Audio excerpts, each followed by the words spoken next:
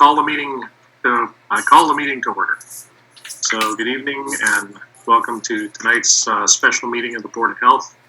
We have a fairly, directed agenda for tonight. The main subject is, of course, the continuing pandemic emergency and updates for the board and any actions or assistance that the board can provide will be mostly the topic of tonight's meeting. I'd like to just offer a brief discussion or statement about public participation. With our new world of virtual meetings, it's a little more difficult than it is to hold the meetings in person and in public. So the board has traditionally always been very open to public comment, and we try to do our best to continue to do so. But tonight's format I'll just offer is a little special. The board typically receives public comment when we have an item that we're voting on. So before there's a recorded vote, we usually call for public comment. Tonight I'd anticipate we'll have two debatable recorded votes. One will be on the plastic bag ban, and one will be on the acceptance of the minutes. The other agenda items typically are more of an awareness and briefing and consensus between the board, the nursing service, the town is represented by the selectmen, and the town health department staff.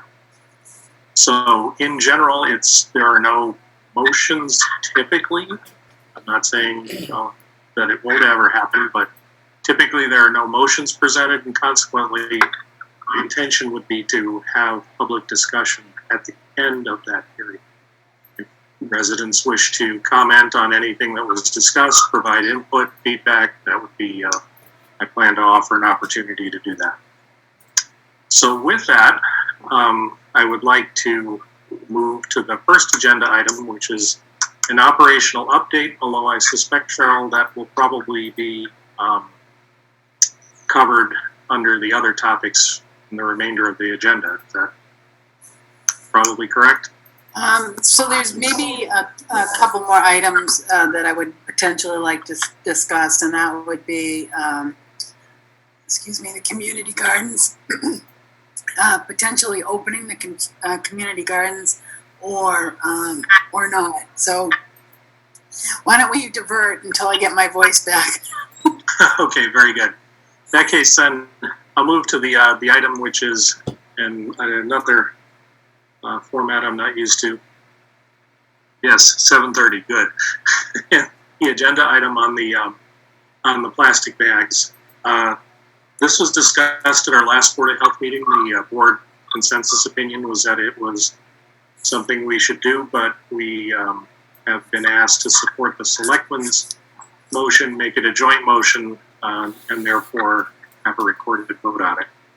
But in brief, this is to temporarily allow the use of plastic bags, disposable plastic bags, again, at food establishments, not restaurants, but like grocery stores, places that provide raw food. The reason being that it's been shown that reusable bags can be a source of introducing viruses into the store, which then contaminate the store for the other people that are shopping.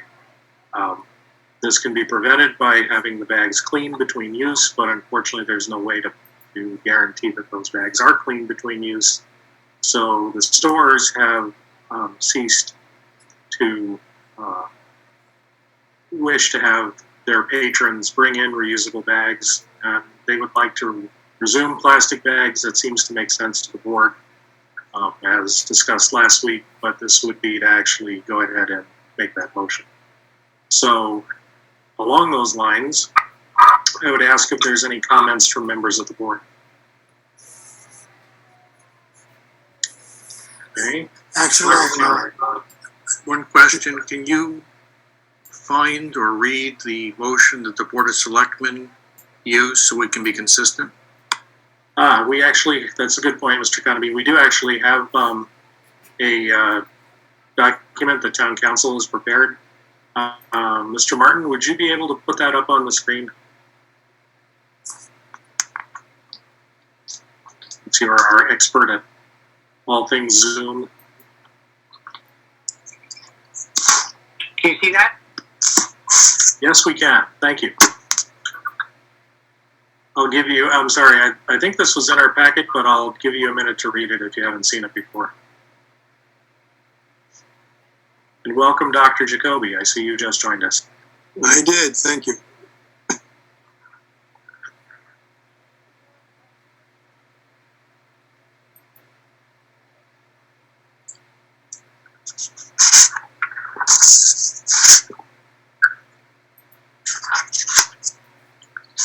Just let me know when you're ready.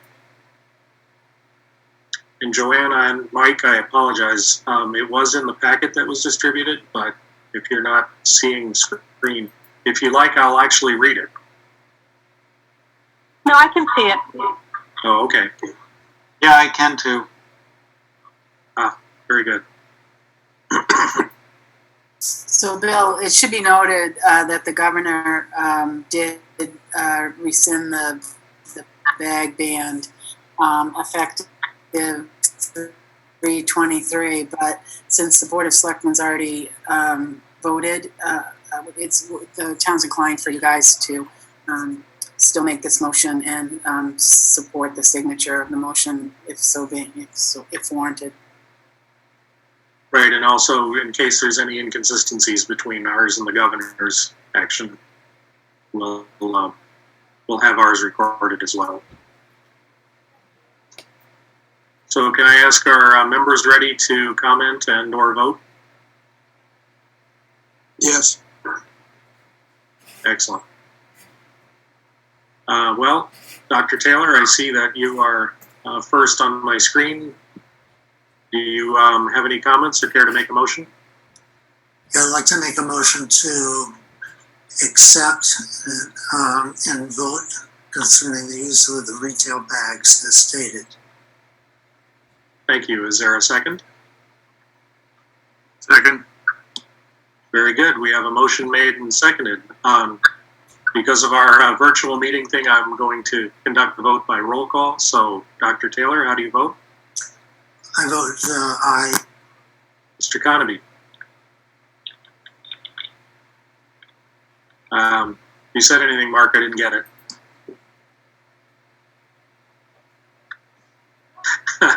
I saw the thumb. Very good. Ms. Becerra? Aye. Mr. Cruz? Aye. And I vote aye as well. So the motion passes unanimously. Okay, well, thank you. I believe the next item on the agenda was the informational update from the director, the health director. Even though it is slightly ahead of schedule, I believe we're within protocol to go ahead and proceed on that, as long as we don't finish before the stated agenda time, and I suspect that will be the case. So, Cheryl, please proceed. Okay, so one of the items that we discussed today was potentially extending the public building closure until May 4th and concurrent with what the schools have done. We also wanted to discuss what we should do regarding the opening of the community gardens or not. And then the other one is I just wanted to give you an update that we have sent out, or Evan has sent out notifications to businesses and asked them to respond to us and in regards to whether they're open or closed in accordance with the governor's policy. And if the company is not under the category, we've advised them to apply to the state. So I just wanted to let you know that that's what we've been working on since the last meeting. Great, thank you. Mr. Martin, would you mind putting the agenda back up again? Thank you. Okay. Which would you like to tackle first? And let me just interject, by the way, I apologize. I said I would call for a public comment after a recorded vote. We just had the vote on the plastic bag ban, and I neglected to ask for public comment. I'll make an excuse and say that since the governor had already acted, I felt it was okay for us to proceed, but I apologize. I just failed to do what I promised I would do, so I'll try not to make that mistake again. So Bill, we have one raised hand from Tara. Is it, well, please go ahead, Tara. Hi, sorry, I was late because the agenda had a different Zoom ID than the, I got it from Mark. And so I didn't hear any of this, but are you saying that you will allow public comment when you're going to vote on something? If that's true, then that's awesome. I really didn't have any other comments on the bag ban, the listing of the bag ban, except that I'm not happy with it, and I don't understand why that's has anything to do with safety or health. But the governor already did it anyway, so I wasn't going to really make a comment. But I'm using this opportunity to understand what's going on in the meeting relative to public comment. Thank you. Okay, thank you. All right, Cheryl, back to you. Okay. Bill, sorry. Bill, this is Mike. David Martin, it looks like you've got considerable, echo on your, account. Can you mute yourself when you're not talking, please? Very good. Thank you. All right, so the first agenda item I think we should take up is whether or not the board's inclined to vote to extend the closure of public buildings until May 4th. Okay, very good. I guess I hadn't seen that was something for the agenda, but I'll ask opinion of members. I assume this would be made in concert with the selectmen. Yeah, so I guess it can be May 4th or indefinitely if you don't want to have to re-vote it again. Okay, and May the 4th is probably because that's the date the schools are open again.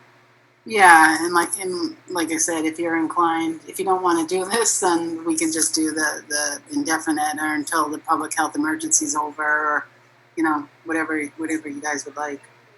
Well, we should be consistent with the selectmen, because if I remember right, the state law says we have to both act jointly, so. Question, when does it expire now? When is it set to expire? I think we put it for April 6th or April 7th, but I don't have that number in front of me. Because it is a vote of the board, I would suggest that, since we're having a meeting on Monday, we do it, put it on the agenda item for Monday, so it would be a public comment that doesn't have to be done tonight. We can recommend to do it, but I think we ought to vote on it at a subsequent meeting being posted, since it would certainly be enough time anyways. Makes sense. So in that case, what I would ask is if any members of the board have comment, this would be a good time to discuss it, but we'll postpone a vote until Monday. Any comments? So let me just then ask if there are any comments opposed to it. Okay. Hearing none, I will make the assumption the board is in generally in favor of it, but to be confirmed on Monday. Dr. Jacoby. Oh, you just unmuted, Tom. I thought you wanted to say something. Oh, no, sorry. No problem. All right, so Cheryl, I think we'll delay that for a bit, but looks like we'll be moving forward.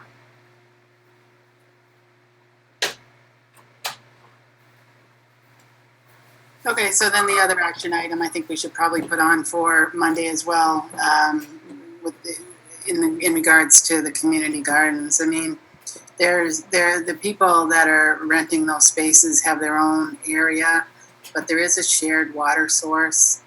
So I just thought it would be best to discuss, and if you're inclined, I can put it on for Monday. Okay, I just had a threshold question, which is the community garden a business? Is a community garden a business? I don't know. Maybe. I mean, Is it if it's not a business? It's town-owned space. Yeah. I don't know. I'll look into that for Monday. Okay, because I believe the closure order only applies to businesses. So, Yeah, I'm just not so sure we would classify it as a business. It's a town-owned space that we rent to people to be able to community garden. I don't know. I'll look into it for you. okay. Because then that might change the The answer. the direction things move. Got it. Okay. That's all I have. Okay, well, I was wondering if you would be covering the items at the 8 o'clock items. So, So we think- have Heather on at 7:45.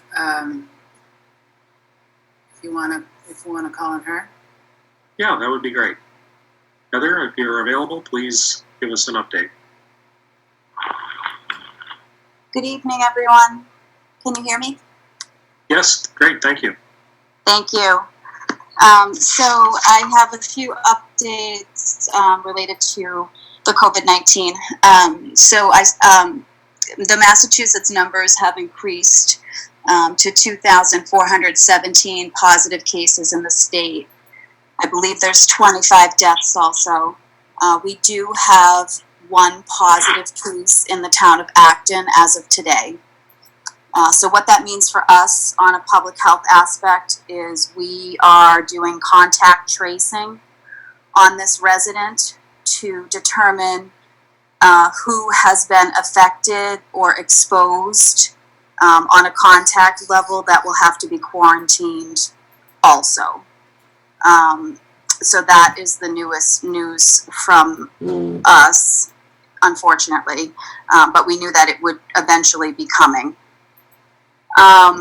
We spoke to the Mass Department of Public Health today, and good news is that they're working on getting all the towns one specific epidemiologist to work with. So you have one contact at the state level, which is great because as of right now, what we've been doing for the last few weeks is calling their hotline number, leaving a message for an epidemiologist to call us back. And, we've probably talked to, 8 to 10 different epis throughout the last few weeks.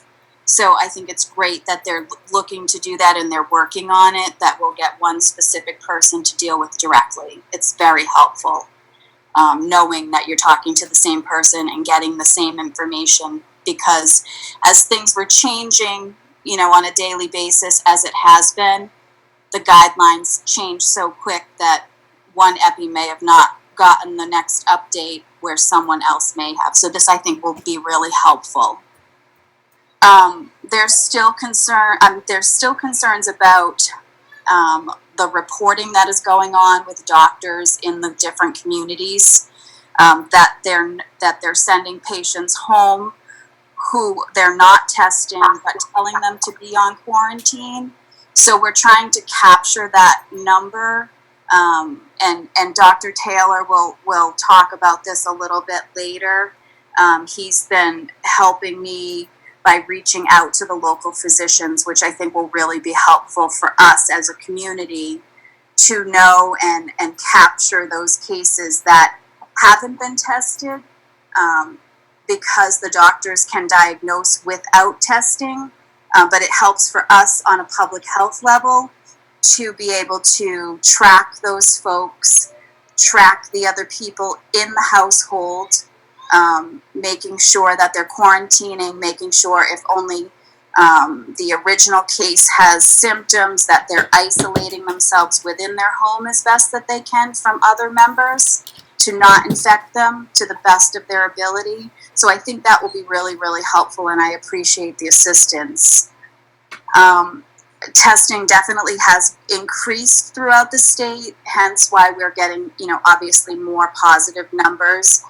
But even though that is happening and, you expect the numbers to go up, I still think there's a moderate amount of people that aren't following the guidelines as well as they should be, staying at home as often as possible, only going out for essential items, doing the social distancing if they are out and about, not congregating in crowds of greater than 10 people.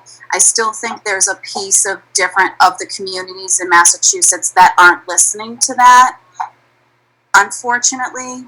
And I really think that as the cases go up, people will start to realize that there really is an issue in the state. Unfortunately, I think it takes numbers of positive cases and also, people dying, that people are more compliant with the guidelines.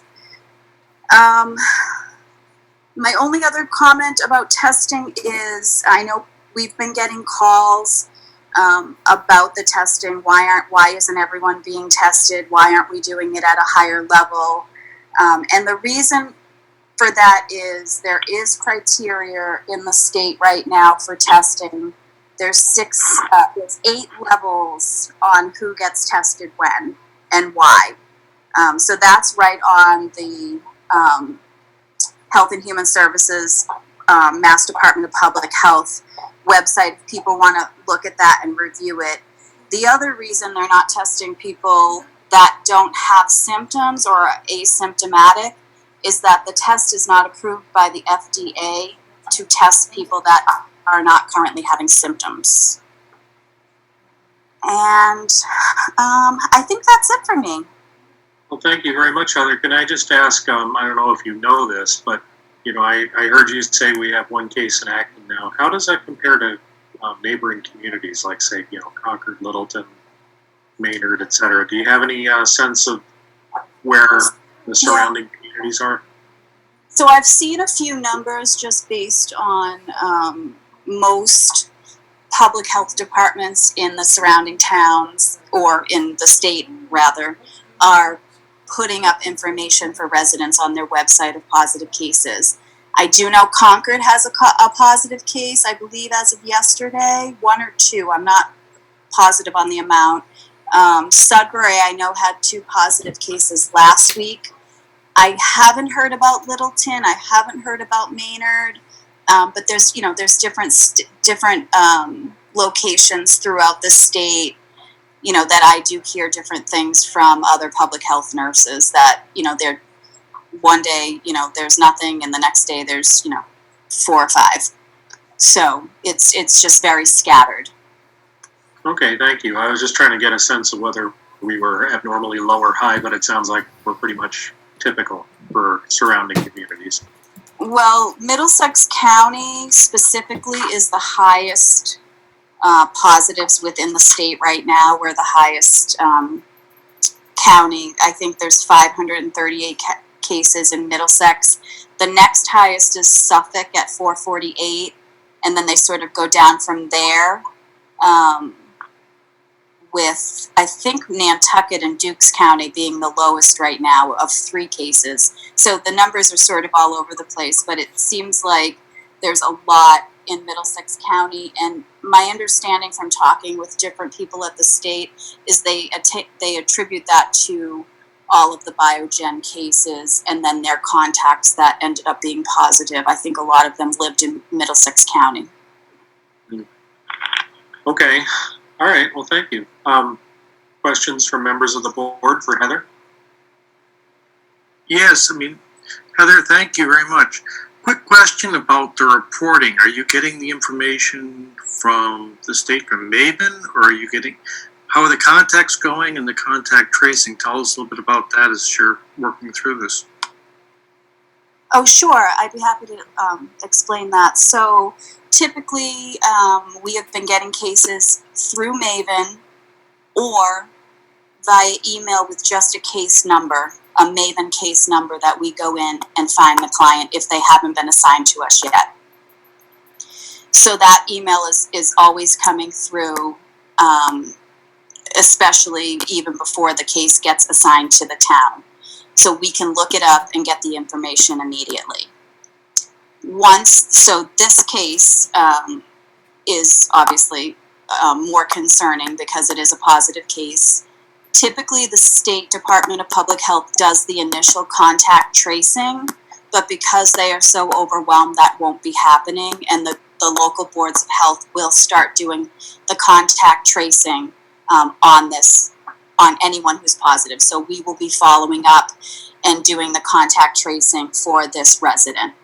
And then from there, we will follow anyone who is identified as a suspect contact case, a potential positive, whether they're having symptoms or not, if they have been in contact with this resident within a certain time frame from the initial symptoms, and we will follow up with them as a quarantined case or a suspect case. And the monitoring that we're doing on the local level is we do the educational piece about self-quarantining, about self-isolating within the home if they live with other members of their family or they have roommates, to keep themselves isolated from the person that they haven't been in contact with the positive case. You know, we talk about and we make sure that they have access to food, they have access to getting their medications, whether it be delivered, either of those are delivered, or they have family or friends that can pick them up and drop them at their door, or food delivery from supermarkets or takeout, all of those things. And then we just monitor their symptoms if they have any. They're supposed to keep a log of their temperatures once a day, and we keep track of that also. So it's daily phone calls to see how they're doing. And then after their 14-day quarantine, depending on when they actually had a face-to-face contact with a positive case, it can be a little bit less than 14, depending on when the last time they actually had a face-to-face with them. But it's typically 14 days. And then once they are asymptomatic, no symptoms, and that time frame goes by, they come off of quarantine. Thank you. I guess the questions are going to be for those who are positive. The questions are going to be, I would like to be able to track the ones that are clinically diagnosed versus testing diagnosed, and those that are hospitalized, and hopefully you're reaching out to Emerson so you can get the information for discharge planning as well. And then if they're in the community, in isolation and quarantine, you know, how the coordination of services in case they get worse, and reaching out, you know, to have a plan for that. Yeah, we're definitely planning on all of that. At the moment, we personally, as an agency and a public health department, have very limited PPE equipment. So on a discharge basis from the hospital, I'll give you an just a random example. If someone was coming as a referral for our home care agency, let's say, and they were tested, we would want to know that they were negative before they came home. We'd want that in writing to know that. If they were positive, we would follow them as a Board of Health via telephone with all of those things that I talked about. I guess I would anticipate, based on the limits on hospital admissions, that a lot of folks, once they're past the critical stage but still positive, would be sent home at some point that would need continuing monitoring. So that's, you do that remote telemetry basis, and you're saying that you're able to do that, and that's would be happening going forward? Yes, that's what we would be doing as a Board of Health. We would get that information from Emerson once the client was obviously reported to us in the state, and once they were being discharged. I do know that the hospital Emerson specifically, did talk about their guidelines for discharging folks. I believe I don't have my notes, that's on my desk. I apologize. Maybe you can just forward them later on. That's fine. Yeah, I believe it's 3 days. I believe it's as long as they are, as long as they're fever free for 72 hours without using any type of medication to keep their fever down, and they're 7 days past the onset of their initial symptoms, is when they consider that they're not oh my gosh, I lost my train of thought.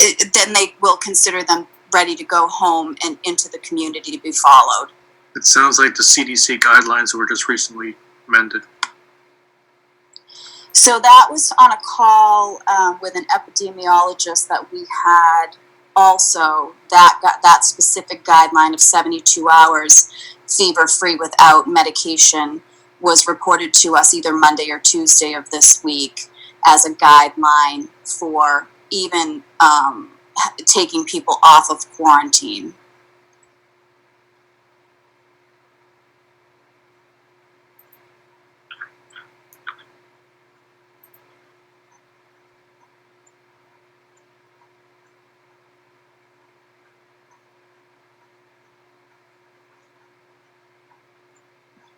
Thanks. Is there any other actions as we're starting to see cases that we need to be aware of or start planning for?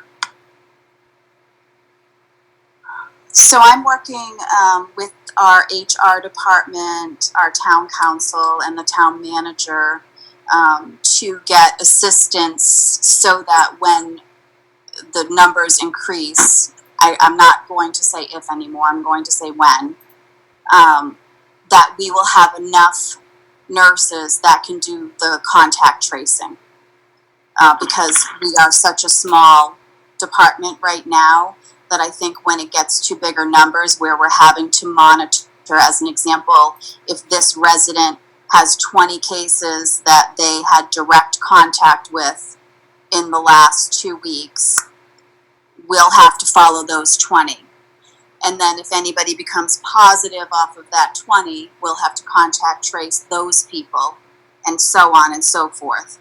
So I feel that starting that process now to hopefully get enough nurses to do some contact tracing with us. And the reason I say nurses is my hope is, and my plan is right now, to reach out to the school nurses since the schools are closed. They've already been Corey checked. They already, they're already in the town system. And I'm working with, like I said, town council, the town manager, and the HR department to make sure that we are, that everyone is, signing a HIPAA or a confidentiality agreement with the town, even if they have one with the school system. And Nina, the town council, is looking at information about insurance to make sure there's liability insurance that would cover all of these folks who could potentially help us out. Okay, thank you, Heather. Any other questions or comments from members of the board? Yeah, I just wanted to know, are these meetings with the positive individuals, are they voluntary by the individual, or are they mandated? Well, because anyone who's coming through the state system or through, especially the state system, whether or not they're positive, we have to legally reach out to them and try to get them, have a conversation, multiple conversations with them. We have in the past run into issues where residents do not want to talk to us, do not want that input, do not want us following them. And what we do on this level, and this is per the DPH, the Mass DPH guidance, is we start writing letters to them and document their refusal to talk with us. Unfortunately, we can't force them, but we do our best to really keep plugging away at it. Luckily, most times we get email addresses, so we can send emails, we can send postal mail, and then additional phone calls.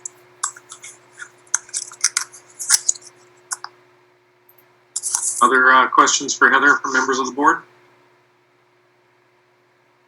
Okay, at this time, maybe it would be a good opportunity just to ask, are there any questions from members of the public?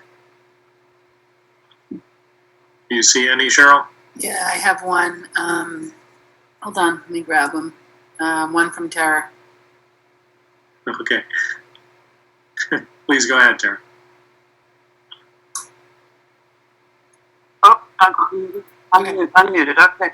It's Tara, and I have a question regarding the tracking data, because I do some work in this industry, and HIPAA is not actually there's more exceptions to, share information with third-party affiliates, et cetera, and I'd like to know what tracking software you're using. So the state has a program called Maven. That is the software that we're using. And I'd like to coordinate with you or ask you later, because I'm going to look that up relative to their privacy policy, and I'd like to ask a question later. Will you be on the call? Well, Tara, if you really have a direct question about the type of software, perhaps you and Heather can exchange emails, but I'm not sure that that's, I want to be sensitive to everybody's time. So. Okay, thank you. All right, well, in that case, let's move to the next agenda item then, please, which I think is Dr. Taylor's proposal for reaching out to residents in town.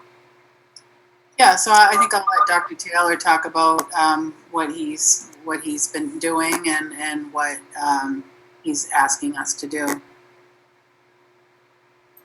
Yes. Can you hear me all right? I can hear you very well. Excellent. Yes, this is something that probably will involve some discussion by the board, and I am seeking the board's approval of this activity. So it probably also requires some public comment before the vote. Based on my experience as a public health physician, I think we need to take a more active role in reaching out to the community in Acton, particularly the seniors. And I will describe the rationale for that. But I'm seeking the board's official approval because this does require a certain scope of work. We'll probably need to mail up to 3,000 packets to persons 70 years and older. The second component would be if they have clinical symptoms, they would be asked to call the town. And I've been working behind the scenes with both Cheryl and Heather, and I think we'll be able to do this, but we will identify cases that are probably exposed in the community, and we have very little information about that currently. Everything is based on laboratory tested cases. Now, let me explain my rationale. First, the reason why I've chosen 70 years and older. There has been a release from the Department of Public Health that focuses on recommendations for persons 70 years and older and people with underlying medical conditions with a strict description of home isolation. And so I also have some data that I wanted to talk about. And again, this represents early reports from US data between February 12th and March 15th. And if you look at those that tested positive in that time period, if you just look those that are 65 and over, they comprise 31% of all the cases. They comprise 45% of hospitalizations, 53% of ICU admissions, and 80% of deaths from coronavirus. So what I'm recommending essentially is through an initial mail questionnaire, identify persons 70 and older who are ill. CDC recommends that persons who report 3 symptoms, including fever, cough, and shortness of breath, should be considered as a suspect case of coronavirus. The town census gives us the information of the age, the household members, as well as the address, so that we can reach out and we may find, I'm not sure how many positives we'll find, based on this case definition. For those that are ill with those 3 symptoms, they will be asked to contact the Board of Health and the Acton Nursing Service. They will be given 3 recommendations. First, they should contact their primary care physician. Second, they need to contact the town so we can set up follow-up for them. And the second is we'll also be mailing at the same time the recommendations from DPH for home quarantine. They will also be asked if there are other members in the household and whether they are ill with the same symptoms. Now, the town, as Heather described, has been doing contact tracing now, but earlier they've been contacting cases or contact cases that to a positive case. And I would expect we would do the same type of thing with these cases identified. We would monitor their adherence to home quarantine, determine if transmission has occurred within the household, who would also be monitored following that, and ensure their safety and advocate for their health care should they decline in health status. Now, I envision this as a first step into the community for the Board of Health. And it's an important one that we can build upon and distribute additional information through the town website. And as the pandemic evolves, we may need to expand communication and questions to all age groups. I think what Heather has described gives me confidence that there's a capability within the town government to be able to track these positive cases at home, giving them the best educational advice and monitoring their health status. So I would like to open it up for the board discussion with the chairman's agreement for questions and comments. Okay, thank you, Dr. Bell. My screen just went blank. So I don't know, hopefully I could hear you, hopefully you can hear me. But it appears it's your screen. It's at your screensaver. Wiggle your mouse. No, well, okay. Mouse has been well wiggled, but Okay. it's now giving me an hourglass, so I'm not sure what's going on. But Dr. Bell, let me just ask a couple of questions. That I mean, certainly anything the Board of Health can do to support the community is worthy, and I think you've got the experience to this, so that's great. The thing that I was not clear on is when we learn of a case in the community, what are we offering? What are we providing? The guidance, the recommendations for how to quarantine and so forth. I mean, we can provide that in the original letter. And you might be right about the screensaver, because now I've got the desktop and I can't get back to Zoom. Can people still hear me? Yes, I can hear you. Let me comment on that. Um, testing is a problematic issue in the United States currently. This is not a simple test. It has a lot of components. Right now, there's a shortage of the swab to take the sample from the nose or throat because it has a medium on it that's effective in capturing the virus. It's not a simple swab. We're short of those. There are also a number of enzymes in the test that are critical for it to work. The reagents have to work.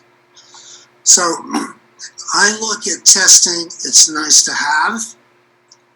Being tested negative during an epidemic will not guarantee protection further into the epidemic. So basically what we would offer these individuals, first of all, they have a high risk of progressing to more severe disease. They have a likelihood of being hospitalized in intensive care, and we can have a role of monitoring them daily and getting them plugged into their physician's office, and also smoothing ways into the emergency room and hospital for these cases. Our current recommendations: no one should be walking to a doctor's office or the emergency room or the hospital without giving warning if they think they're a suspect case. The second thing is, I think a lot of these cases will have many questions. So I see this as not just a survey, one way, but I see it as a communication link where we can give them information, we can assess how they're doing. Their household contacts have a 30% chance of getting the disease. So we also want to make sure that they're protected and detected early.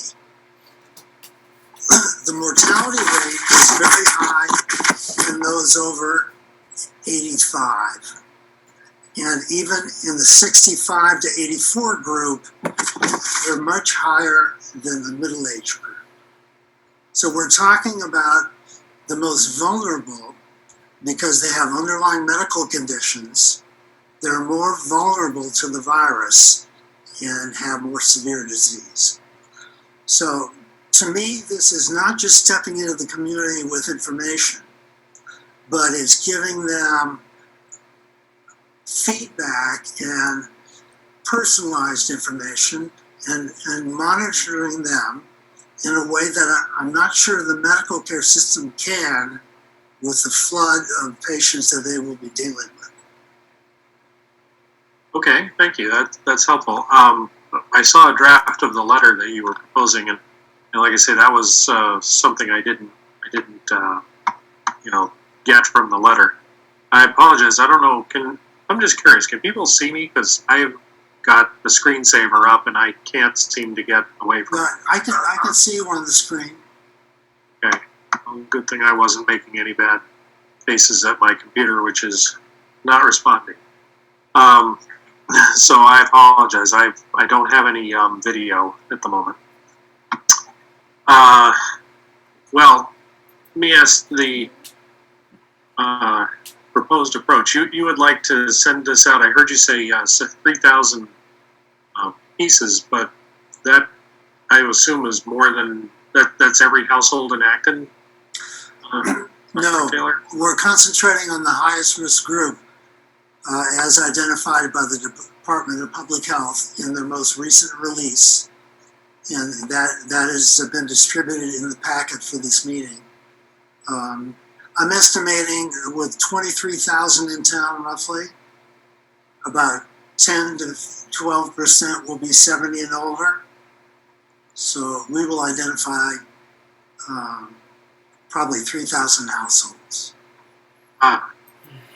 Not the entire population.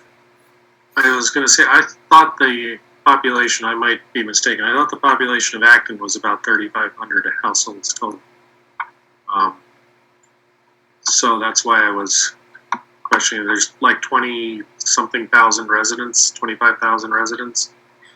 So I think the households are about 8,000. Oh, it's 8,000? Okay. Yeah, a little bit more, I think. Yeah, but Okay. this is, I think it's important in an epidemic to, there's everything about the closures and the distancing is known to be effective since the 14th century. So that applies to everyone. But now when we're asking for more stringent containment within the community and identifying cases that we don't even know exist, I think we should focus on the 70 and older. 7.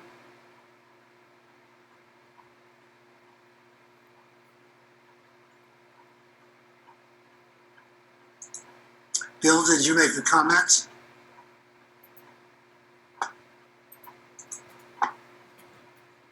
I think we lost him. He's not smiling. Bill? You can hear us, you may have to reboot. I have a question, Dr. Bill, while we're waiting for Yes, our yes, fearless please. leader to come back. Okay. I'm wondering, first of all, I think this is a wonderful idea. Because I think it's important to reach out in numerous ways to the community. There are a number of other languages that are spoken in Acton, and I'm wondering if there's a way. Obviously, you can't translate this into half a dozen languages, but if there's a way to have somewhere prominent in a few different languages, in bright red letters or something. This is important information. Please have somebody translate it for you, or something like that, just so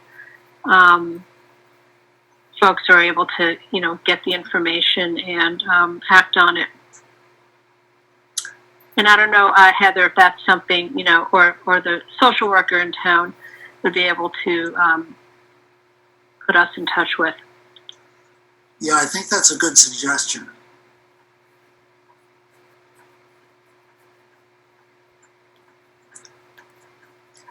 Mark, you must have some comments.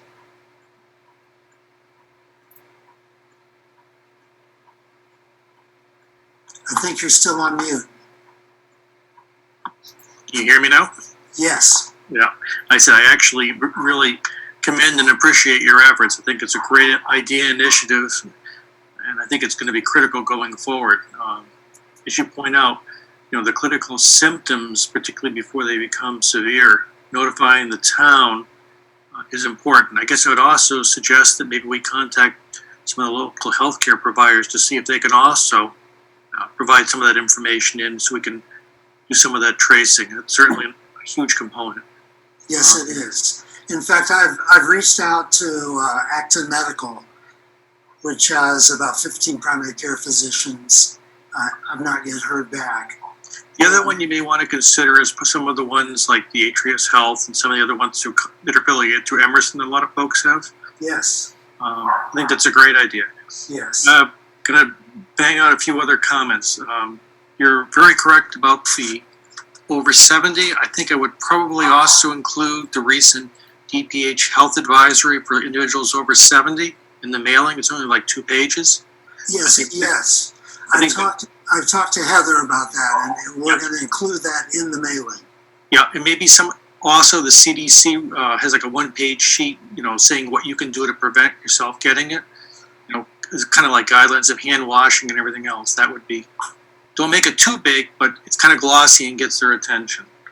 I did put in, they had recommendations on home isolation. Yeah. Where the person that is a suspect case should stay in their own room. Yeah. And reduce contact within the household. Right. A couple other things. Maybe we also have folks who may not be, quote, identified as residents, because they may, so I was thinking we also probably ought to add the nursing homes, the assisted livings, and group homes to that list. I know, we're doing 3,000, adding a few more would be helpful. They're high-risk populations is my thought.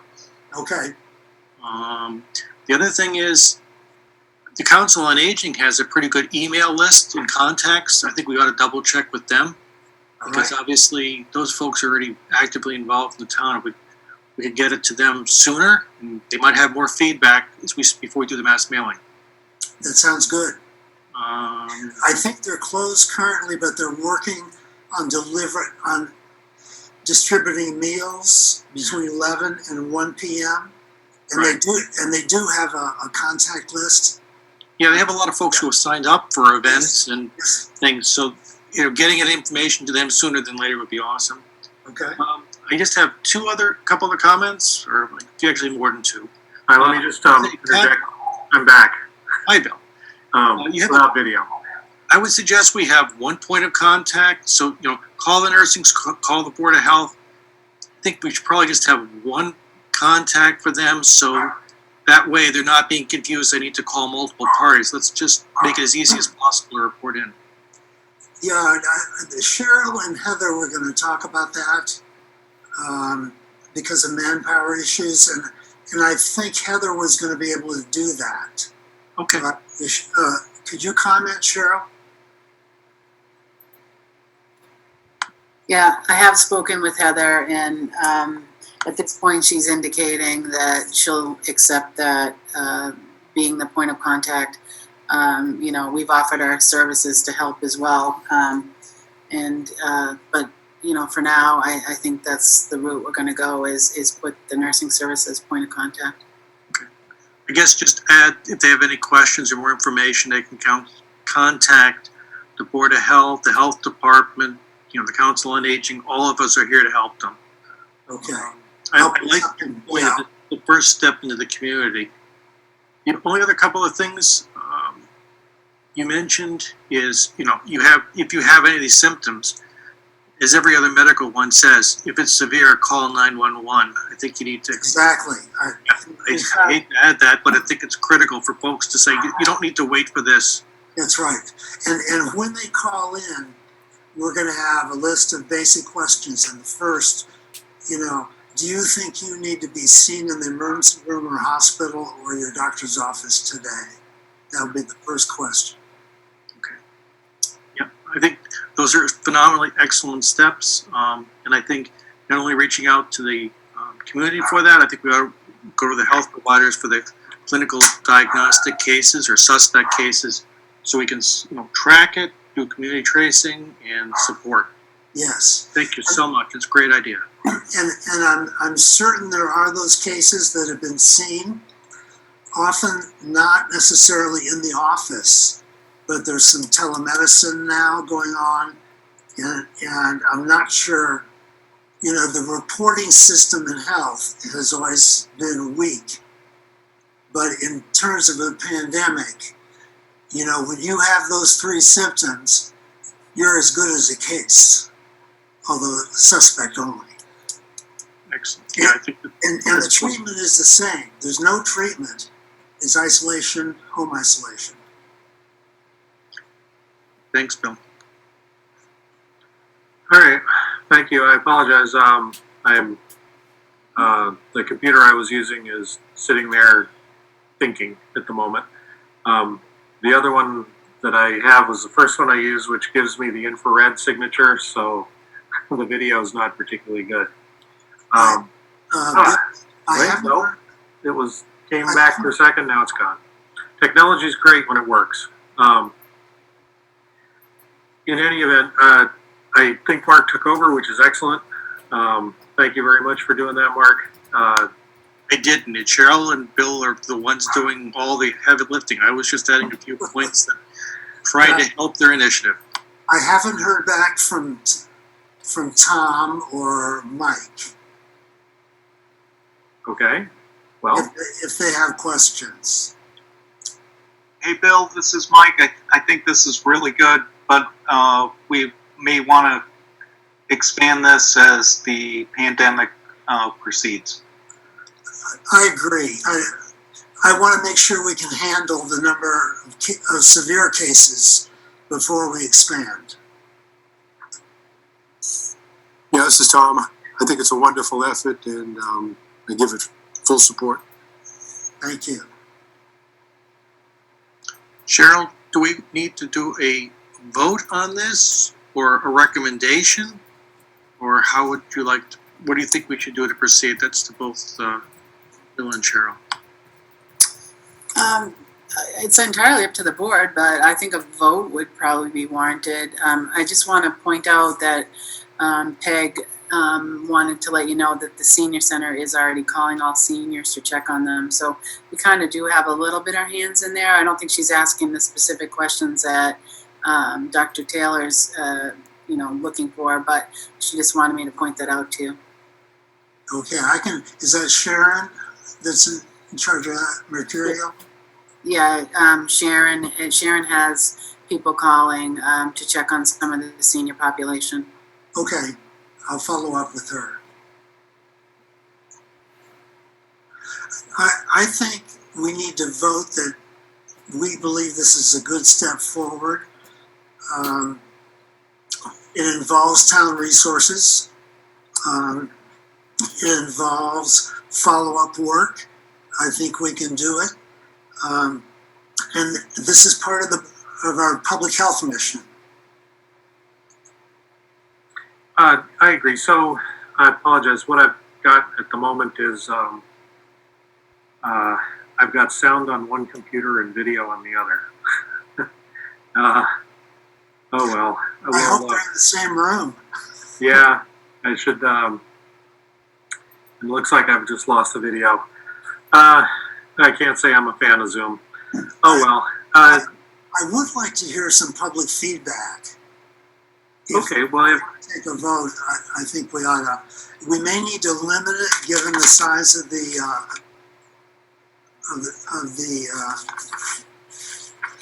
agenda tonight, but I would like to get some input. okay, well, let me just answer your first question regarding a board vote. I mean, if this is going out in the name of the board, which it sounds like it is, then yes, there should be a recorded vote to authorize it. I apologize for my computer disruption. Were you able to come up with a process for, I'll say, editing the letter that goes out? Because I noticed like there's a sentence fragment in the second paragraph. The second sentence just kind of ends in the middle of the sentence, so it needs a little tune-up, I think. That'd be fine. Any comments you have are welcome. So I guess what I was suggesting is, do you think that this would be brought back for a vote on Monday, or would you plan to send it out in advance of Monday? I'm not sure I'd send it out, but I like a commitment before Monday.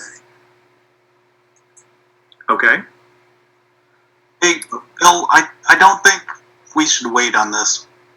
Okay. Bill, I think it would be commit to the concept and to the program with the final materials to be delegated to Bill and Cheryl to go forward, and whether it be piecemeal by email first and then request funding to send it by mail.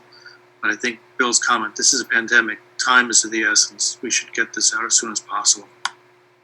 Okay, very good. Then I will be sensitive to Bill's request about public input. Cheryl, do you have any people in the audience who would like to make a comment? I have one from Tara. Well, please go ahead, Tara. Okay, Tara, can you?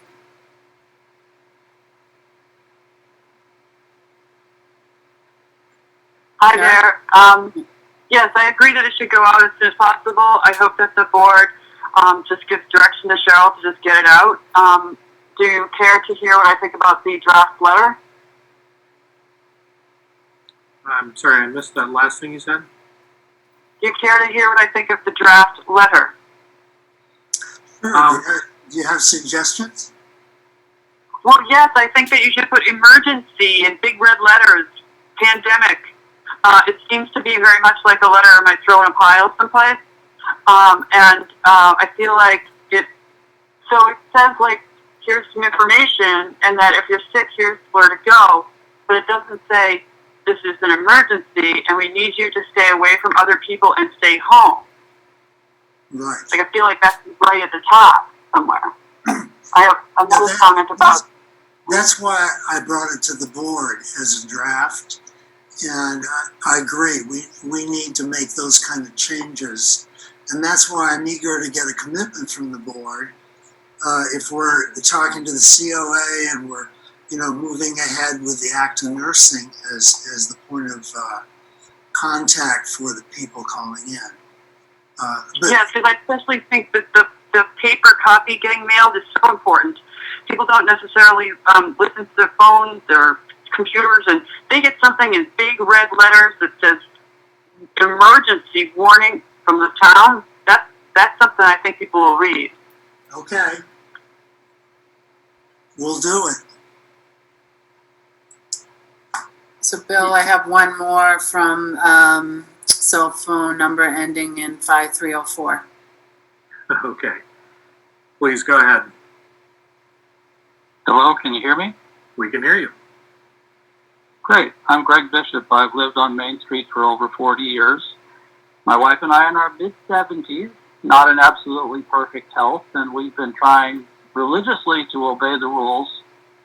And way ahead of, it's been hard to get people to pay attention to how important this is. I want to underscore what Tara said. You got to put a big, clear message up front and tuck under it.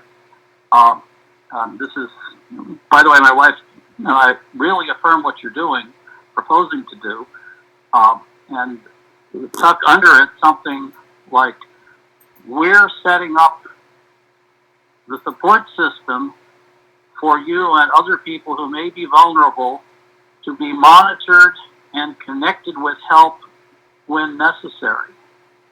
Because both of us think this is a fabulous idea, and it takes away a whole bunch of questions that I had about, okay,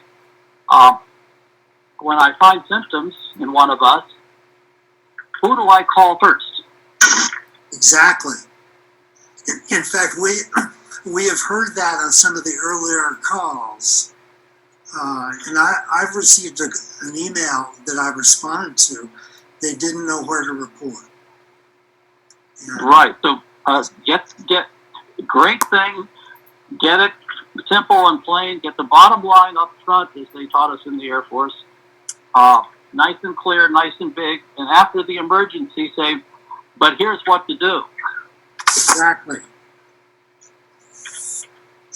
And also in the letter, I said, and if you're symptom free, keep this letter in case you develop those symptoms in the future. Right, and I've been telling friends to stay home and watch for symptoms, and tell others likewise. Good, good. I appreciate your feedback. You're welcome. Thank you for what you're doing. Thank you. Dr. Taylor, it would seem to me that it would be appropriate for you to make the motion. I think you'll probably get a second from what I understand. Yeah, I would like a motion for board approval on this activity and supporting the work it's going to involve, reaching into the community to the highest risk group, seniors over 70, and following them and advocating for them throughout their illness. Very good. Is there a second? I'll second it. Second. What I would say is, I think we ought to also not just limit to those over 70, the high risk groups, Bill. I mean, maybe it's a second wave, but let's include, be as inclusive as we can to help as many people as we can. Yes, and Still hear me. the recommendation from DPH target is a 70 and other persons with underlying health conditions.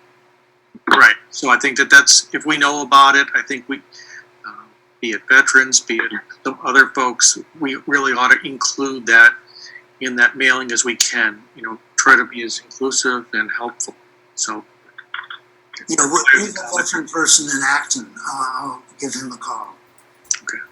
And I guess, do we need also, do we need a recommendation for the mailing from the Board of Selectmen to request funding for it, or how do we want to proceed with those issues?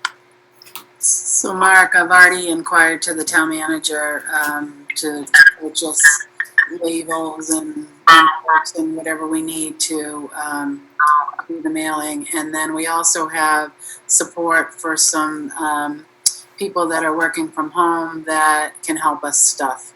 So I think we're all set with that. Excellent. Just last item, I'm sure the town manager will appreciate, keep track of the expenses because there is hopefully going to be some extra reimbursement. Yes. More important to do it than reimburse it, but let's just be cognizant of our limited resources, which are going to be taxed. Yes. Yeah, we already have a direct, we have a spreadsheet set up that we're required to send all those expenses to accounting. So we're already there. Very good. Well, we have a motion made and seconded, so I'm going to call for a board vote. Dr. Taylor, you're first. I'll vote aye. Mr. Conaby. Aye. Ms. Becerra. Aye. Mr. Cruz. Aye. And I also vote aye. So that's board endorsement unanimously. What about Dr. Jacoby? So we have a full board tonight, Bill. So they are not voting as associates for tonight.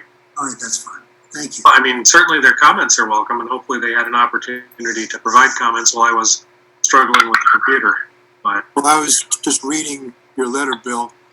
You might want to say something about this is primarily intended for people over 70, so the people who receive it will realize that and put themselves into that category. Yes. Though there'll only be, with the town census, we can target the people that are 70 and address to that person. No, I know, but the people who get it don't know that it was just sent to the people over 70. Right. and I believe Dr. Singh is on the call as well. Did you have any comments, Rika? I wanted to check, did we also send these letters to Concord, the residents of Concord, or they are not included in this? I'm sorry, were you asking if the residents of Concord were included? Yeah. Well, Massachusetts and New England states are unique in how they divide responsibilities for health. And we have over 300 boards of health. So I thought what I'd like to do is move in this area, and then there are contacts we can make to other communities, other boards of health, and spread the word. That's a good idea. All right, well, thank you. I think we'll be moving forward on that. I think I heard, again, as sporadically, but Cheryl, Heather, and Dr. Bill will be working on this collaboratively to produce something in the very short term. Yeah. Yeah, excellent. Well, thank you, Dr. Bill, for your work on this. Certainly. It's something I know you have deep expertise at, so that's awesome. So I think if possible, we'd like to move to the next item on our agenda. I think Cheryl has a report on the private schools and the schools that are outside the Acton School District, but still within town. Yeah, so we discussed this at our last meeting, and you had asked me to gather some information, which I did, and I included in your packet. But it's all been addressed now by the governor, and everybody is, including private schools, are falling within his guidance. And the only exemption is residential schools, and none of the private schools that we have in Acton are residential. Or at least the three that we're talking about here. So we don't even need to discuss this unless you guys are inclined to. Any member choose to discuss it? Okay. In that case, I think we can move to the next item. So I have Frank Ramsbottom on the line for the construction. Would you mind if we move down to construction? No, that'd be fine. Okay, so the governor sent out guidance and procedures for construction workers, and we're looking to potentially designate it as either essential service with certain protocols, and he's given a pretty broad array of policies that would need to be followed, including sick workers stay home. At the start of the shift, they have to self-certify that there's no fever, that they've had no close contact with anybody that is positive, have not been asked to self-isolate by a doctor. They can't work in confined space, and they have to be temperature screened by medical or trained professionals. And so there's no handshaking, avoid face to face, don't commute in the car together, follow the social distancing. If you have a family member sick, they have to stay home. So there's quite a bit of guidance that the governor pointed out. So we had discussed this at our last meeting briefly, and you asked for a little bit of follow-up. So I have Frank also on the line. So if you don't mind, I'll get him to talk now. Sure, that'd be great. Thank you. Good evening, Mr. Ramsbottom. Good evening. How you doing? All right. Can you please fill us in? Thank you. So, I mean, the governor's guidance is fairly extensive. It does allow some construction to take place. It allows residential construction to carry on, which is the majority of what goes on in Acton. When you go down the list of measures that need to be taken, Cheryl was just reading a summation of it to you. It's going to limit a lot of what you can do. The social distancing, cleanliness, hand wash and all that. It's going to, particularly with everybody home now, I don't know that there's really much you can do inside of somebody's house. There might be emergency situations, or somebody needs to, your hot water heater goes out, or your boiler goes out. You need that would have to be replaced. But and then when you get to the the bigger projects like Avalon Construction, it's gonna.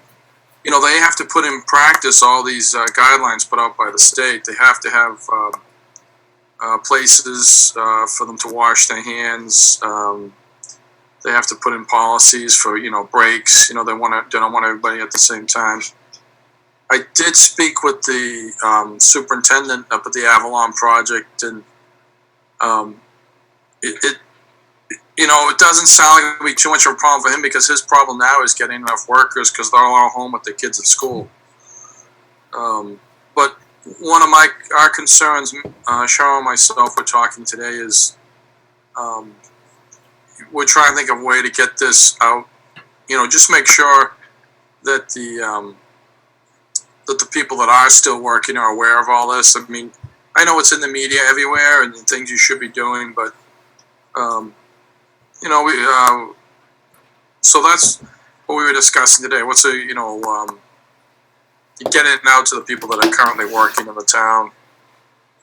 So anyway, that's kind of where we are with it, I guess. Okay. Well, thank you for the update. And yeah, I agree. Communication is going to be difficult. And there's only we try to use every available channel, but it still is not going to reach everybody. I ask, do members of the board have questions, comments?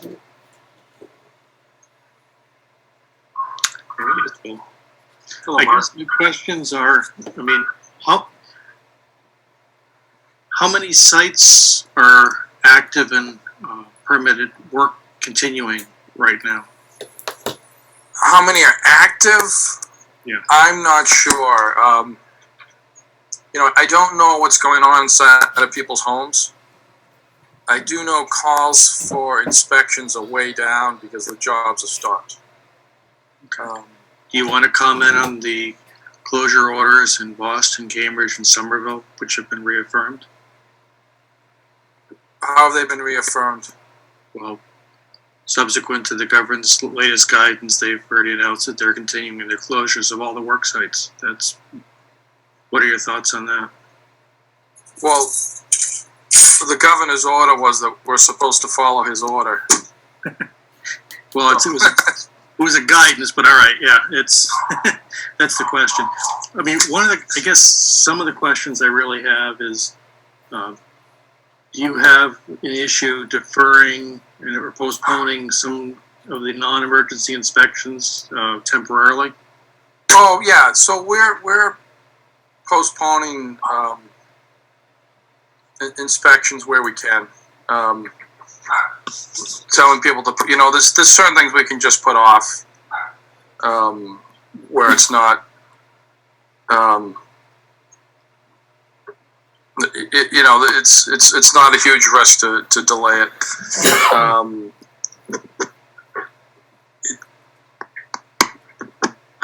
Like you said, someone wants to build a swimming pool, we'll go out and inspect the hole in the ground, type of thing. If they want to continue with that, if they feel they can maintain all the proper safety measures. One of the things in the guidance is that all the sites are supposed to have available protective equipment for all the personnel. They're supposed to wear gloves and eye protection, and there should be soap and water available. Yes. For hand washing. I mean, I'm very in bathroom facilities, so I'm a little bit concerned that there's going to be a lot of sites that aren't going to meet those criteria, and if they don't meet those criteria, they certainly need to be shut down. So, yes, I agree. So that's mostly going to be your single-family homes where people are currently living in them, and there's nothing for the workers to. Which I don't think people should be working in now anyway, personally. But well, that's really the question. I mean, I think the point is that if you go to a work site, they're not wearing gloves, they're not wearing eye protection, there's no soap and water for washing the hands in bathroom facilities. And then obviously those sites don't meet the criteria, they need to shut down immediately. Yes, I agree. Yeah. So a lot of the people who are working outside, let's say doing residential roofing or building a new house where they're still outside, they're not going to have the running water, and they're not going to be able to clean. If they don't have the PPE on and used and have hand washing facilities, I don't see how they're going to be able to continue to do that. So the point is the governor's limitation impact what will be happening as far as what is allowed construction activity and services within our community.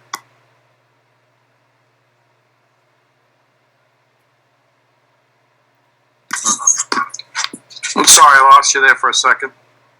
Okay, I was kind of. Did you turn it off? You still there? Well, yeah. We're all learning this. Okay. I think we ought to draft a policy, which we can have for the next meeting regarding sites. More than anything. I'm very concerned about, the situation. Unfortunately, can you hear me at all? Yeah, I think we had some folks that were previously commenting and weren't muted when they were done commenting. So I didn't hear. Yeah, we fixed that, I think. Lights. I mean, there's, social distance is very challenging, and general hygiene, as a general matter, on sites is often, on a good day, not the greatest, with porta-johns, hand cleaning, etc. So, I guess getting back with the governor's directive and guidance, which I think needs to be strictly followed if you're going to allow these construction activities, which, by I think the board ought to make a strong recommendation, be limited to only emergency activities to support public projects, life-sustaining and habitability work, or emergency repairs. So we're not going to have just every open construction site operating.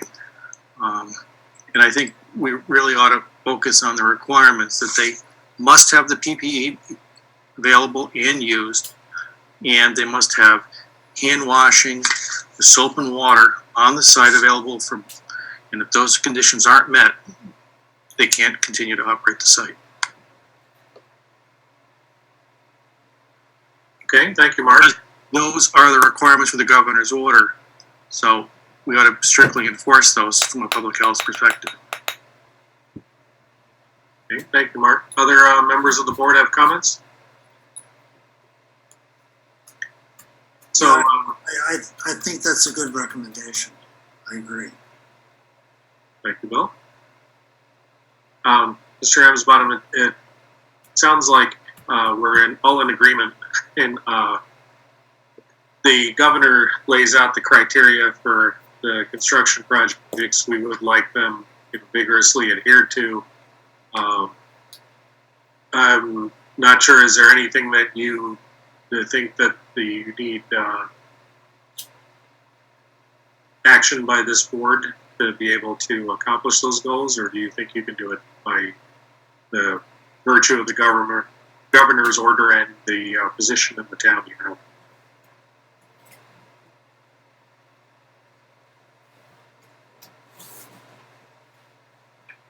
Frank, that was a question to you if you're still online. Oh, I'm sorry. What was the question? I had the volume down. Okay, no problem.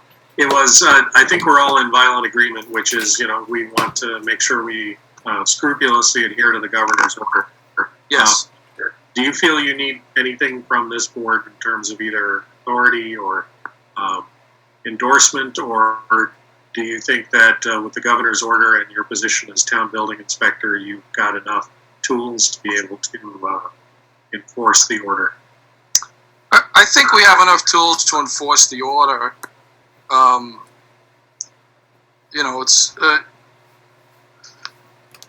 find the best way to do it. As was pointed out, we have to try and ensure that they either have the proper facilities, which, and I don't disagree that many of them won't, and we'll have to be shutting them down. Yeah. So my recommendation to the board, and this is just, we can certainly do a sense of the board, but I'm not sure that there's a actual proposal we need to vote on. It sounds like we're proceeding down the same path together, which is good, but I don't believe this would call for a board vote.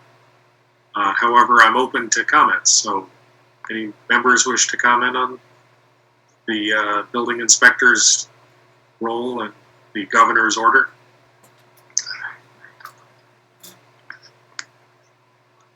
I think we should probably set a policy that for a number of different things, and I think probably amongst them are that the public health is critical, and we're trying to minimize activities, even if they're essential, for the protection of public health, and make sure that all those are done properly and safely for our community health and well-being. So I think we should probably issue a directive to or postpone non-emergency inspections during the state of emergency.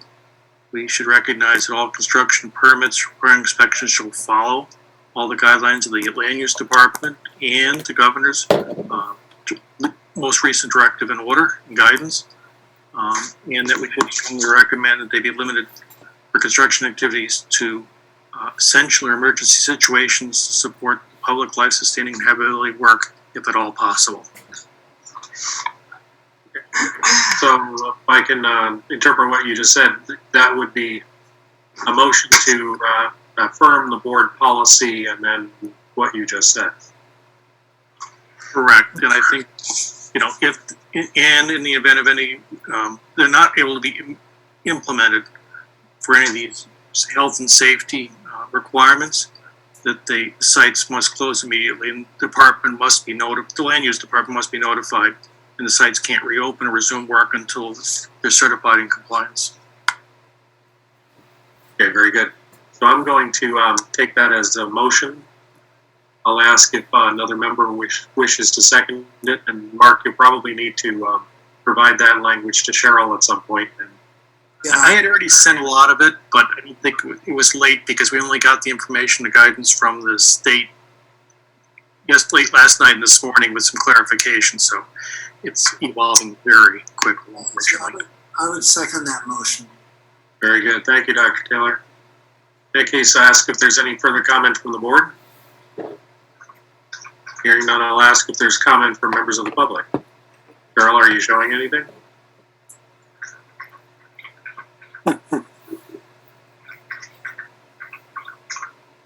Cheryl, you're on mute. There you go. I have one from Tara.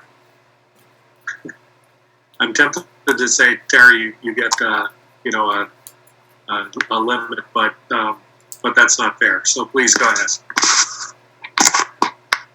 Thank you.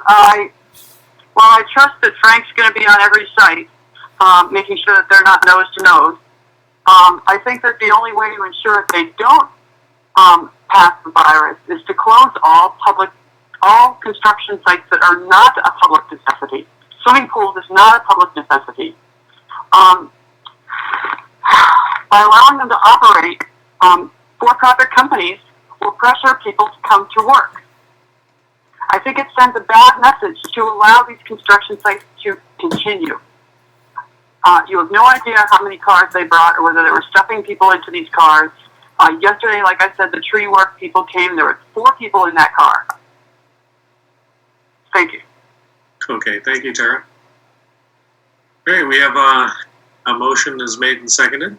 I'm going to roll call the members of the board. Dr. Taylor, I see you first. Yes, I vote aye.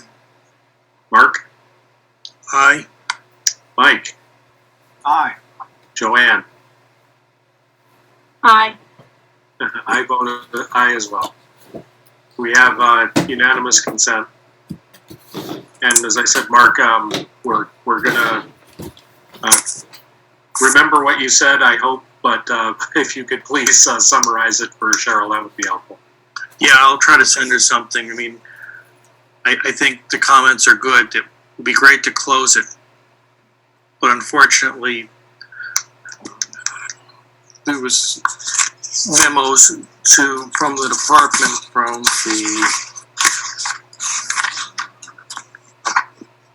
chief legal counsel, which kind of ties our hands. Maybe we could decide whether we wish to go further, but I think we would probably want to consult with town council first, though Boston and Cambridge and Somerville did not.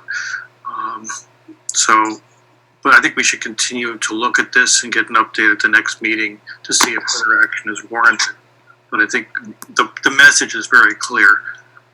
The goal is to minimize the contacts and to only do activities in public which are essential. This really is, unfortunately, going to be controversial, and it has been for a lot of folks. Okay. Thank you. All right, with that, I think we can move on to the next agenda item. And I apologize since I had my technological absence there. Did we cover the MRC volunteers? No. Actually, the rest of the items on the agenda are ones that the board had asked me to place on at the last meeting. So I can talk to them, but I wanted to see if any of the board had specific things that they wanted to talk about in regards to the rest of the agenda items. So for the MRC volunteers, we're continuing to push. We're going to get a email or a notification sent out pretty soon. I would say maybe tomorrow, but Monday at the latest, pushing for people to sign up as an MRC volunteer. We have about 100 people on the list.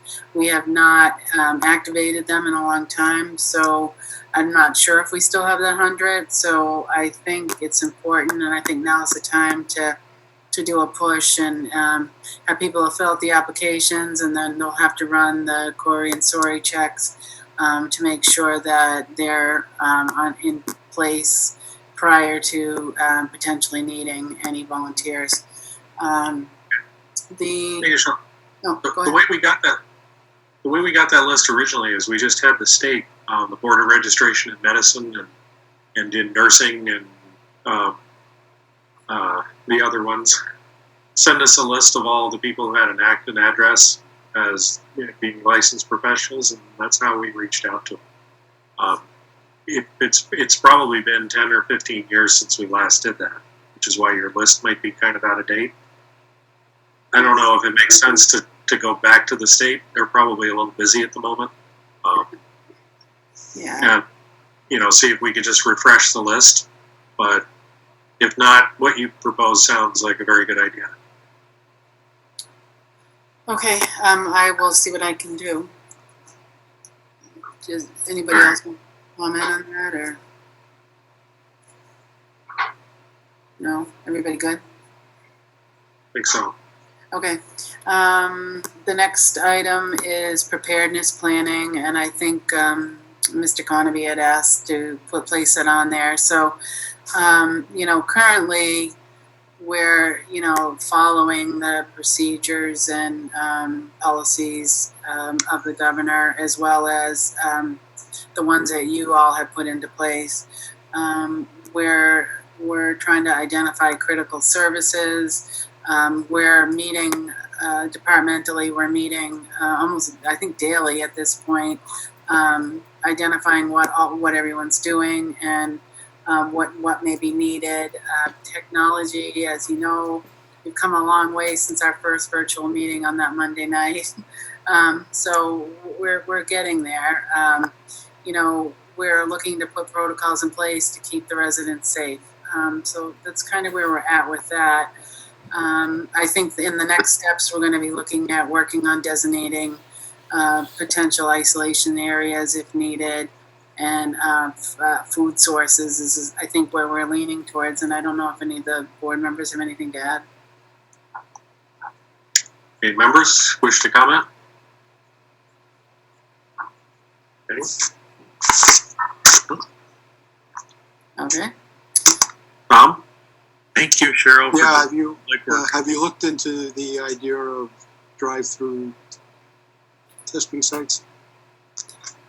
We have. I mean, until we get to a point where we either have testing available or vaccine available.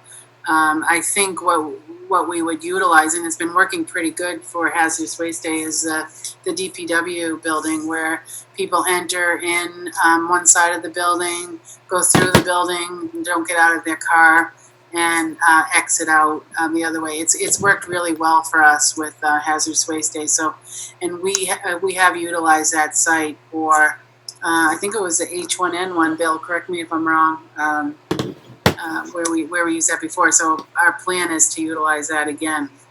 Cheryl, I guess I have real serious reservations about that being an interior building. I mean, most of the ones that was great for doing some of the vaccines and other things, but I think that it's too closed an area if you're going to be doing the testing. I think we need to reevaluate that, not necessarily the site, but I think being in the closed building, and that's where we have essential public works things, we probably may need to pick a different site, and certainly a more open area, but that does have access to ability to wash your hands, decontaminate, etc. So I think we need to reevaluate that. Okay, will do. Okay, other comments? I think we can move on to the next then, which is shelter in place, and I think we've covered construction. So, shelter in place, Cheryl? So as you recall, we discussed this at our previous meeting. So let me just look. I'm just looking at my notes here. So this is where we got the opinion from town council. Yeah, exactly. So I've included that in your packet. And basically, her opinion is that we refer to, anything we refer to, we should definitely incorporate the governor's list for essential. And we should, as our order should be consistent. So I don't know what other items that you guys wanted to talk about that. I'm glad we're not there yet. It may be getting to be that, it may be getting to be necessary. So, it's something that we should discuss, I think, as a board in general. And I hate to say that, but circumstances are what they are. Okay. Sorry, I may have missed the central point there. Are you suggesting that we talk about under what circumstances we would issue a shelter-in-place order? Correct. Okay.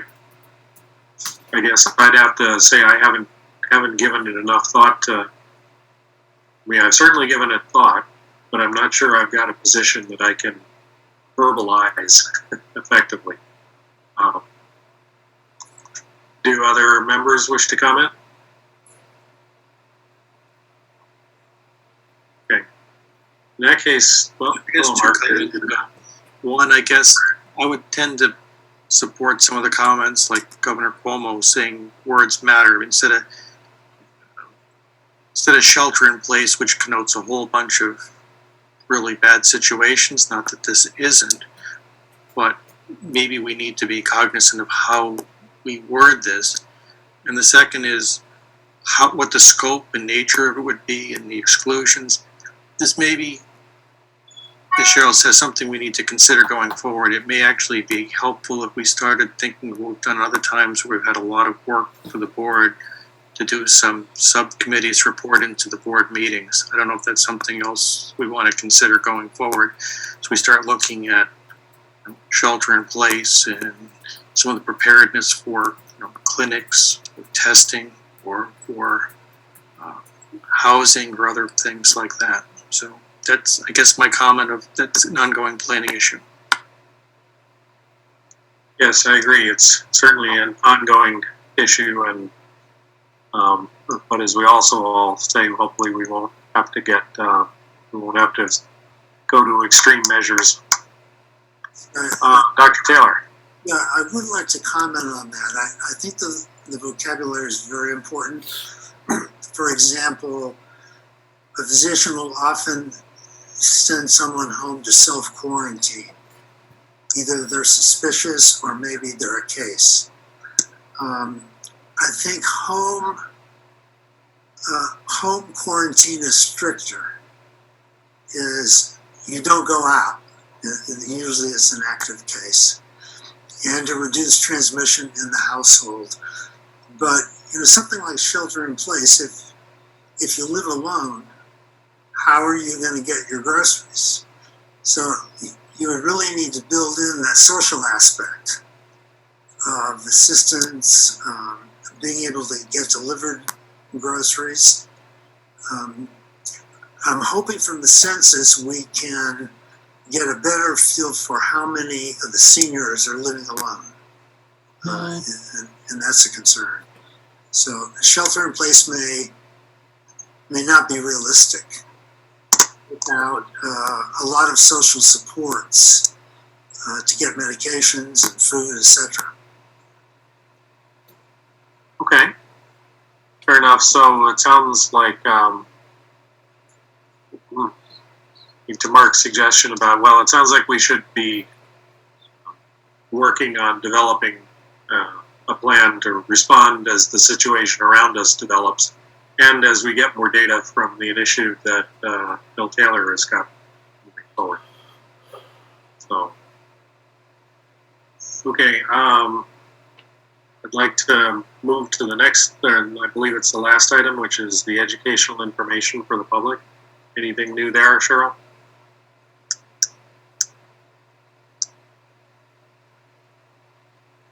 You're on mute. There you go. I think our plan is to send out some informational notifications to the public. Which I think it was Joanne that talked about it at the last meeting, where, you know, make sure you're not, if you run out of toilet paper, you're not discharging certain things to your septic system. And so we're the staff's working on that. Fortunately, we haven't had the time since the last meeting, but hopefully at the beginning of next week, we'll be able to get that out. I'm just curious, anecdotally, is that situation started to, you know, get better, or is it still a problem? With the purchasing of, Supplies. I think it's getting better. I actually ventured out to a store today, which is the first time I have in a while, and they were loaded with both napkins, toilet paper, and paper towels. I was actually quite surprised. Would you like to give out the address? I was actually at BJ, so Okay. but the woman at the checkout did say that they didn't have any yesterday, so I think it was a hit or miss. But they were completely stocked. So I think we're getting better. I think people aren't quite panicking as much because, you know, with the governor's order, there are essential businesses staying open, and I think there was kind of an unknown in the beginning about what may close, what we may have access to, and what we may not have access to. So I do think people are not running to the stores at this point. That's good to know. Probably some people's garage is filled with paper products, so they no longer need any. Yeah, maybe. I did see a thing in the business press just on it interesting that Costco was now having to state that no, toilet paper is not returnable. So apparently some people are now actually looking to return it because they discovered they have too much. Wow. On that All right. topic, how is the wastewater treatment plant doing with, I presume there's increased flow with more people being home and products? Is everything good down there? I would assume so, but I haven't had that conversation, but I can look into that for you. I presume you would have heard. Yeah, true. All right, well, I apologize. The agenda that's on my screen ends here, but I'm pretty sure there's minutes after this. So I'd like to move to comments on the minutes for March 16th. Anyone have comments? I had a few typos, but other than that, generally thought they were fine. Other comments? Going once? Going twice? I think you may want to add one that it was a special meeting. That's fine. That's a good point. And Cheryl, I just had, like I said, some minor typos. I'll scan this and send it to you. Okay, thanks. Just so like some spelling things or whatever. Okay, thanks. The content is fine. Move Would to any, accept the minutes as corrected. I apologize, Mike. Did you just say you make a motion to accept the minutes as corrected? I did, yes. Excellent, thank you. Is there a second? Second. Very good. Motion is made and seconded. All those in favor of accepting the minutes, please say aye. Aye. I'm pretty sure I heard everyone except Dr. Taylor. I, Excellent. I am also an aye. Minutes are accepted. In our packet next was the minutes for March 23rd. And I'll just offer I have the same comment, which is they looked fine.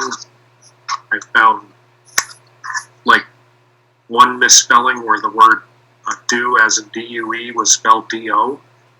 But other than that, which I'd be happy to just scan and send to Cheryl, I had no comments. we'll call you our spell check now. Usually Joanne is better at it than me. And so I just may have brought it up first. I Any move other- that sorry, I'm getting No, ahead of please go myself. ahead. I move we accept the minutes as corrected. Very good. Is there a second? So moved, or I mean, so seconded. Thank you, Mike. We have a motion is made and seconded to accept the minutes of March 23rd. I think we can do this by voice vote because it sounded pretty good last time. All those in favor, please say aye. Aye. Aye. All right, Very good. Any nays? I'm also an aye. Motion passes. So I believe that brings us, again, I apologize that I didn't have the agenda in front of me, but I think that brings us to the end of tonight's agenda. I'll ask if there are any other comments, concerns, questions by members of the board. Hearing none, I'll ask if there's from our representative of the selectmen.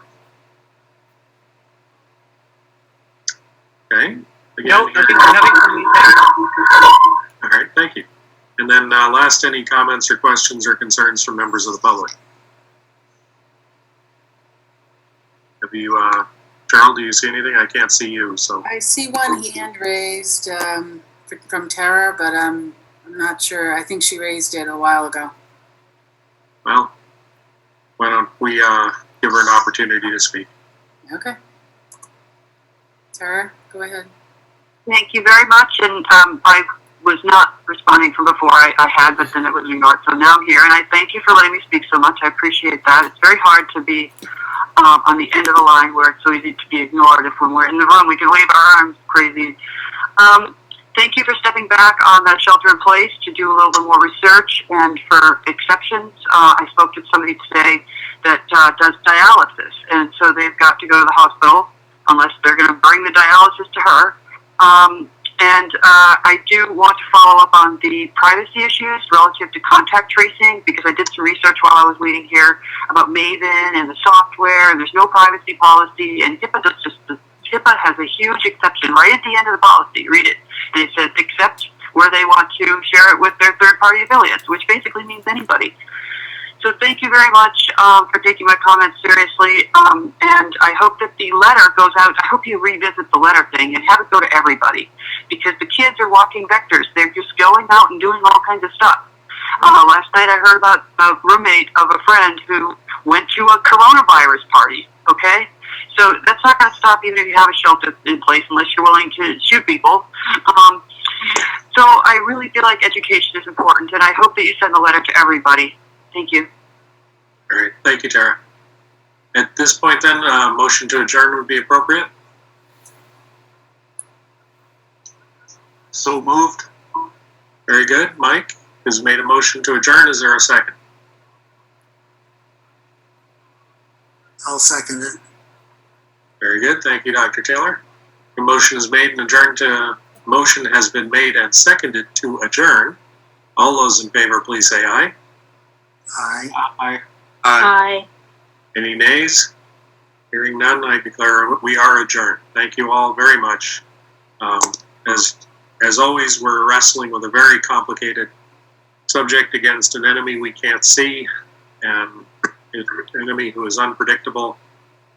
And I thank you all very much for your dedication.